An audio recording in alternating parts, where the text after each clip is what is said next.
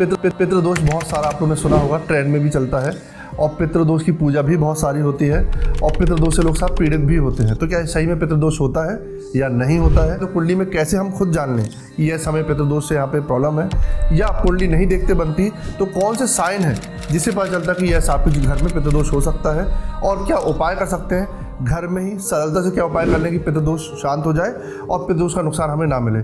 और आध्यात्मिक वैल्यूज भी जानेंगे कि अध्यात्म क्या कहता है पितरों के बारे में और पितृ होते क्या हैं। पितृ मतलब फादर, ऐसा लोग मानते हैं। पितृ पिता संबंधित बहुत सारे लोग यही मानते हैं और जानते हैं कि पितृदोष की जब भी हम बात करते हैं तो पिता के साइड की बात अपन कर रहे हैं कि पिता के साइड के किसी भी दादा काका उनके आगे के जो भी लोग थे वो किसी आकस्मिक मृत्यु के कारण उनका देहांत हो जाना, एक्सीडेंटल डेथ हो जाना, ऐसी घटना से, जैसे कि पहले के लोग ऐसा मानते थे किसी शराब के तहत में कुछ उन्हें ऐसा जघन पाप किया है, उन्हें मंदिर तोड़वाया है XYZ, है ना, या उन्हें पीपल का पेड़ कटवाया है, ऐसे बहुत सारे छोटे कारणों के कारण भी उन पे जो शराब आता है वो पितरों को भोगना पड़ता है। तो हमें भी भोगना पड़ता है और वो जो पितृ जो अपने हैं उन्हीं शराब के कारण हम भी उस लेगेसी में आते हैं, तो उनकी घटनाएं हमें भी यहाँ पे हानि पहुँचाती है, उनकी करी हुई कुछ घटनाएं।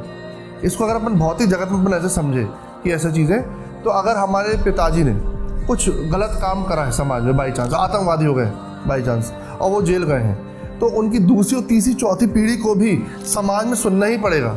मतलब मुंडी उठा के जा नहीं सकते उनको, अरे ये देखो उनके घर का है, बाकी बच्चे नहीं कर रहे हैं, और बिकॉज ऐसी गलती, तो कुछ ऐसी गलती हो जाना जो धर्म विरुद्ध थी, वो पितरों को अपन को दोष में निर्मित होती है, और साथ ही साथ में वो पितरों को तो भोग ही रहे, अपन भी भोगना पड़ता है। अब पहले जाने कि पितृ कितने प्रकार के होते हैं, पितृ क्या होते हैं और कौन होते हैं पितृ में। जब हमारी फिजिकल बॉडी है और एक हमारी एस्ट्रल बॉडी है, सूक्ष्म बॉडी है, तो जो फिजिकल बॉडी जो है जब ये खत्म होती है तो हम कहते हैं हमें मृत्यु आ गई है, पर इसके बाद हमारी आत्मिक बॉडी जो है अब वो ट्रैवल करती है फॉर नेक्स्ट बर्थ।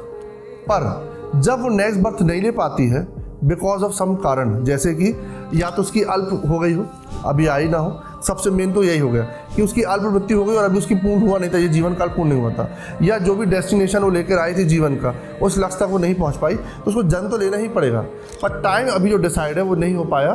तो करती क्या है ये मून कहा जाता है, जो पितृ हैं, जो मून है अपना, मून के ऊर्ध्व भाव में स्थित होते हैं। जो पितृ हैं उनका वास कहाँ पर होता है? चंद्रमा के ऊर्ध्व भाव में होता है, वहाँ पर वो वास करते हैं। कितने दिन के लिए करते हैं? 1 साल से लेकर 100 साल तक के लिए करते हैं, तो 1 से 100 साल के बीच तक में वो वहाँ पे वास करते हैं। अब क्योंकि मून की किरणें भी पृथ्वी में आती हैं, इसलिए बहुत ज़्यादा इम्पैक्ट कर लेती हैं, इसलिए पितरों का भी इम्पैक्ट बहुत ज़्यादा हो पाता है ईजिली। जिस प्रकार अगर हम बात करें कि क्या जब फिजिकल बॉडी नहीं है किसी व्यक्ति की और सिर्फ उनकी एस्ट्रल बॉडी है, क्या वो हमें इम्पैक्ट कर सकती है? सूक्ष्म बॉडी, एरी सब्सटेंस हमें असर कर सकता है? तो बिल्कुल कर सकता है। जैसे अपन को रेज असर कर रही है, तो उसकी फिजिकल बॉडी तो नहीं है पर रेज हमें नुकसान पहुंचा पा रही है। आशीर्वाद जब अगर असर कर रहा है तो शराब भी असर कर रहा है, तो सेम ऐसी उनकी जो फिजिकल बॉडी नहीं है पर वो अपन को इम्पैक्ट कर सकती है। पर क्यों करते हैं? वो तो अपने पिता हैं, तो क्या अपना बुरा चाहते हैं अपने पूर्वज? नहीं, वो कभी बुरा नहीं चाहते।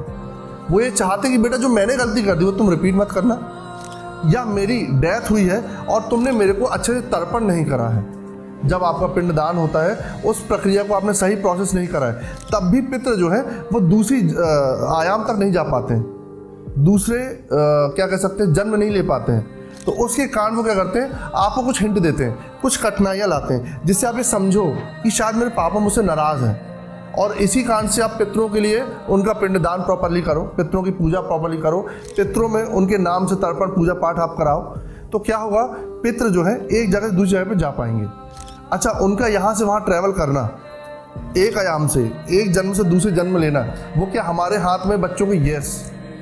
अब इसका वाइस वर्सा कैसे खेल है, ये बहुत डीप है साइंस, इसको ये समझना पड़ेगा। अब यहाँ पे एक बात और आती है, पितृ कौन होते हैं और पितृ कितने प्रकार के होते हैं? और पितृ क्या मनुष्य के बस पितृ होते? नहीं, देवताओं के भी पितृ होते हैं, देवताओं के पितृ होते हैं, मनुष्य के भी पितृ होते हैं, राक्षसों के भी पितृ होते हैं, राक्षस होते हैं, गंधर्व होते हैं, कन्यकाएं होती हैं, नाग होते हैं, इनके भी पितृ होते हैं। हर के पितृ अलग अलग होते हैं। और पितृ है क्या? पितृ जो हेड है, यहाँ अपने देवता, अपन जो मनुष्य की बात करें तो मनुष्यों के पितरों में जो है वो यमराज अपने पितृ हैं। तो वो डिसाइड करते हैं, न्यायाधीश करते हैं, वो डिसाइड करते हैं तुम बर्थ कहाँ लोगे, तुम्हें जन्म कहाँ लेना है, वो डिसाइड करते हैं तुम्हें दंड कहाँ मिलेगा, तुम्हें क्या दंड दिया जाए, क्योंकि तुमने क्या त्रुटि करके आई है। तो हमारे पितरों में कौन है? तो यमराज जी पितरों में है।